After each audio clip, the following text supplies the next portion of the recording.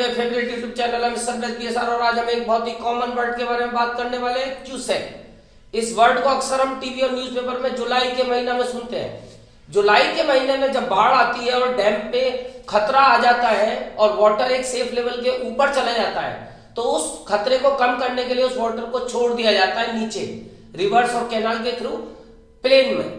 तो ये जो वर्ड हम क्यूसेक इस्तेमाल करते हैं, ये वॉल्यूम के लिए यूज करते हैं वाटर का। सपोज मैं कैनाल बनाता हूं यहाँ पे, और अगर इस कैनाल का मैं ये क्रॉस सेक्शन दिखाता हूं, अब हमें पता है कि कैनाल का क्रॉस सेक्शन एक रेक्टेंगल होता है, तो मैं यहाँ एक रेक्टेंगल बना देता हूं।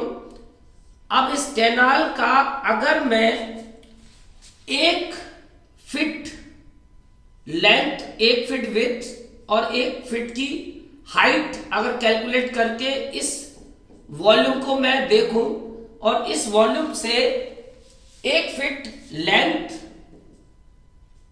1 फीट डेप्थ और 1 फीट इसकी हाइट,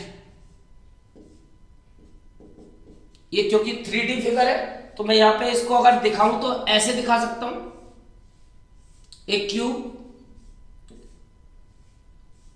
जिस क्यूब की ये भी 1 फीट लेंथ, विड्थ और हाइट, तो इतने वॉल्यूम से 1 सेकंड में जितना वाटर पर सेकंड निकलेगा, 1 सेकंड में जितना वाटर का वॉल्यूम निकलेगा, उसको हम 1 क्यूसेक का नाम देते हैं।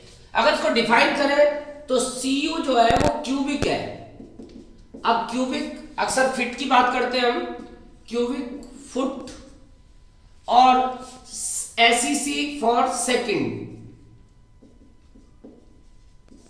यानी कि किसी कैनाल से या रिवर से 1 क्यूबिक फीट वॉल्यूम से 1 सेकंड में जितना पानी निकलेगा उसको हम 1 क्यूसेक वाटर का नाम देंगे।